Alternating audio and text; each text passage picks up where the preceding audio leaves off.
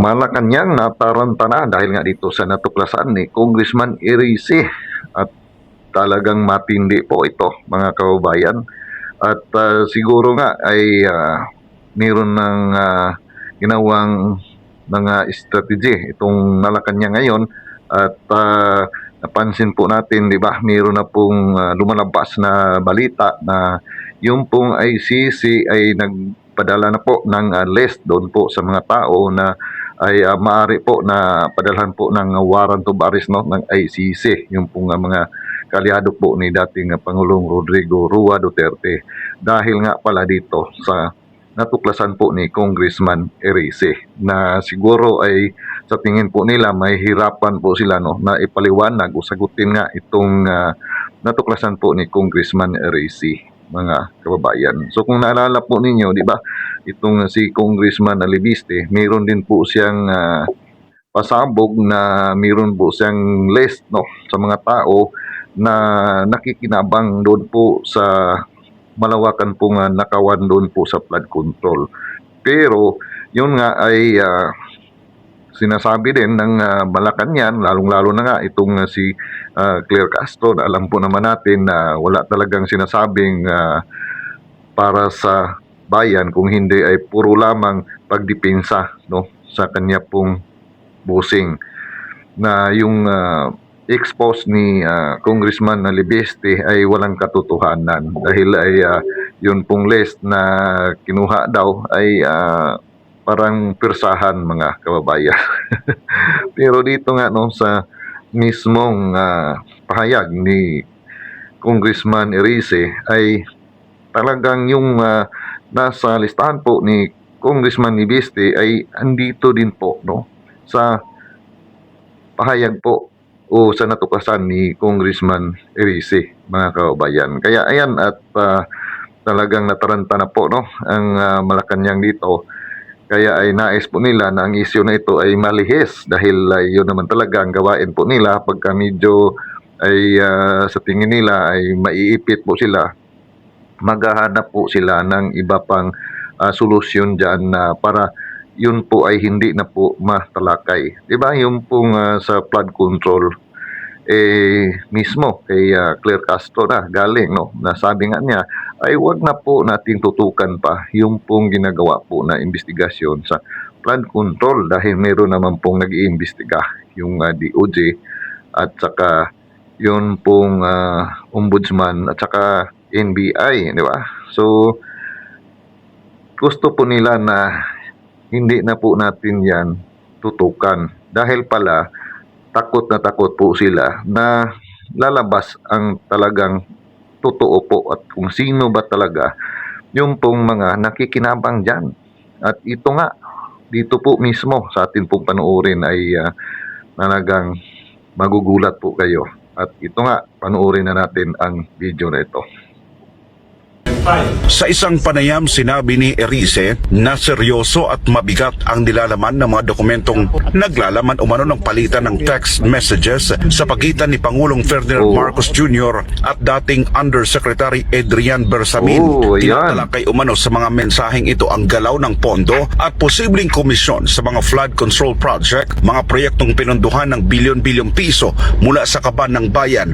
Binigyan diin ni Erice na kung totoo ang mga ito, malinaw na usapin ito ng pananagutan, transparency at integridad sa paggamit ng pera ng bayan, hindi lamang simpleng issue ng politika. Sa naging text exchanges, nabanggit din umano ang pangalan na Senador Panfilo Lacson at Senate President Tito Soto bilang mga tumanggap umano ng pera. So ito po, mga kababayan, parang nagkabukingan na talaga ito po ay nakikinabang pala ang dalawang ito, kaya pala ay todo depensa po sila pagka yung parang tinatamaan na po ang Malacanang. Nako. Kaya pala itong dalawa na ito. Isang mabigat na aligasyon na ayon kay Erice ay dapat harapin sa pamamagitan ng formal at bukas na investigasyon. Hindi po chismis kasi yung 5 congressman, inimbita ni Congressman Alibiste. Pinakita sa amin yung files na naglalaman ng text messages between the President and Yusek Bersamin. So ayan mismo, galing na po yan no, sa bibig po ni Congressman Erice, no? Siya na po mismo ang nagsasabi, hindi po yan talaga chismis. Doon po, nakalagay doon, 7 billion. Nag-report siya kay Presidente na tanggap na lahat ng 7 billion at March 24 po yun, 2025. At susunod niya yung kwenta kung saan napunta yon. At may mga napunta doon sa mga kandidato na alyansa, 11. Oh. 12 po yung kandidato na alyansa, 11 yung nabigyan. Lahat po nabigyan. So including Senator Lacson. Di ba? Natural. Senator Lacson. And Tama po, talagang mabibigyan po silang lahat sa 11 na sinasabing nabibigyan, ay mabigyan po lahat yan dahil sa 12, umalis nga po yung pong si Jaime Marcos, di ba? Siya po yung kadusi doon eh. and Senate President Tito Soto nabigyan. Alam ko na hindi naman nila alam kung saan galing yon. Kaya walang problema doon. Natural lang naman. Siguro hindi nila alam pero malay natin na talagang alam po nila yan kaya nga ngayon ay ginagawa po nila na todo dipinsahan po nila yung kanila pong amo dahil sa nakinabang nga po sila at yung pong pira po ng bayan ang ginagamit po nila pala doon sa lumipas na halalan po no mga kababayan. Na yung mga national candidates sinutulungan ng kanilang mga kapartido. Maging ang singer, actor at composer na si Andrew E. umano'y nakatanggap rin ng 68 million pesos na talent fee. Baldo. Nakiusap pa raw siyang babaan ang halaga, ngunit idineklara pa rin ang orihinal na halaga. Minapunta kay Andrew E. 68 million talent fee. Ayun, At yan ay Baldo. dumaan lahat kay Congressman Toby Chanco. Ang ginawa ko, pinunta ko si Kong Toby. Dahil kaibigan ko naman niya. Tinanong ko siya, totoo ba yan? Sabi niya, totoo. Totoo. Na may, sabi niya nga, tinawaran ko nga yan si Andrew E. Nagpatawad ewan ko bakit 68 billion pa rin yung nakalagay na nagbibiro sa akin. Nagpatawad pero ganun pa rin po. So saan napunta kaya? Grabe talaga. Si Kong Toby.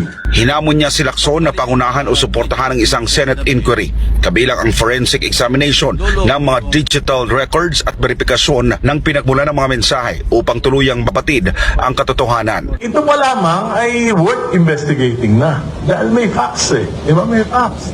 These are facts. Pangatlo, yung pinakita sa akin ng mga text messages, merong ibang issue, not just the campaign. Pero may mga national issues na patrabaho si Presidente kay Yusek Bersamin. Kung hindi totoo to, di patawag. Kung totoo yun. kung hindi to, malalaman natin kung papatawag na Senado si Yusek Bersamin, si E.S. Bersamin. Di ba? Patawag lang. Para magkaalaman. By the way, ni-reveal yan ni Congressman Tino February 9. Ano no, date na ngayon? 16. Narinig nyo ba na nag-deny si Yusek Bersamin? Narinig nyo ba na nag-deny si E.S. Bersamin? Hindi sila nagde-deny. Sa ngayon, nananatiling tikom ang bibig ng mga nabanggit na opisyal hinggil sa isyu. Sa gitna naman ng mabibigat na paratang iginit ni Erice, kung walang itinatago, walang dapat ikatakot. So ayan na po mga kababayan, no. Tama po naman na dahil ito nga po ay hindi pa man confirm, no. Talagang nangyayari o ginagawa po ito, dapat po ay talagang iimbestigahan po ito. At kung talagang wala po silang ginagawa na ganito, huwag po silang matakot, di ba? So, di ba, ito pong issue na ito na natuklasan din po ni Congressman Erice ay parang nilabas na rin po ito no ng isang congressman na si hindi tayo nagkamali, parang si Congressman Tino, di ba? Mayroon po siyang sinasabi na ito ngang si Bersamin ay ang bagman, mga kabayan ni PBBM. So, ayan na po ano. Kaya pala ay parang nataranta na po itong Malacanang at siguro ay humingi na ng tulong doon po sa ICC na sabi pa nga ni Claire Castro na itong ICC ay neutral, pero mapapansin po naman natin na hindi po neutral itong ICC dahil ay siyempre mayroon din po itong natanggap dahil sa itong ICC sa ngayon ay kulang na po sila sa funding, no? At siyempre mangailangan po yan ng pera, so hindi na po neutral yung ICC na yan. Isang ano lang yan, sabi dito na ganun po ang gagawin, hindi po natin mamalayan na baka ilang araw na lang lalabas na yung sinasabi na mayroon pong list, no, na padalhan po ng warrant dahil para lamang po mga kababayan na itong issue na ito ay mapalhis po, no, dahil yun naman talaga ang mga taktika na kanilang ginagawa pagka medyo maiipit na po sila. So, para sa akin po ay hindi pa po tayo makapagsabi na talagang ginagawa po ito. Pero, yun nga, no, sa atin pong mga nasusundan na mga balita patungkol nga sa malawakan po na nakawan po ng pera sa bayan, hindi po natin alam kung saan nga po napupunta yung mga bilyon-bilyones po na nawalang pera at baka ay dito na nga po, no, at yung pang ibang issue na sinasabi nga ni Congressman Erice, no, na mayroon pang ibang issue doon, baka yun nga yung napabalita din na nagpadala po ng pera doon po sa ICC itong administrasyon na ito para nga po dito po sa pag-aresto kay dating Pangulong Rodrigo Roa Duterte. At yung pong mga nangyayari na pagsampa ng impeachment kay BP Sara, yung pagpirma ng mga congressman na sabi nga ay mayroon pong matanggap na taga 1.5 million, di ba, mga kababayan? So saan po galing yung pira na yon? So baka dito nga sa natuklasan po ni Congressman Erice. So ayan po mga kababayan, no, kung ano po inyong mga opinion, komento patungkol nga dito, pakicomment na lang po dyan sa ating comment section. At ako po ay palagi pong magpapasalamat sa inyo na patuloy na sumusuporta sa mga ginagawa ko na mga reaction video. At sana po, no, ay i-like po ninyo ang video na ito at paki-share na rin po. At maraming salamat po muli. At sa lahat po natin mga kababayan, Luzon, Visayas at Mindanao, palagi lamang pong mag-iingat kung saan man tayo naroon at sa ating mga ka-OFW. Ayan, palagi po tayong mag-iingat, no? At see you po sa next video ko. God bless.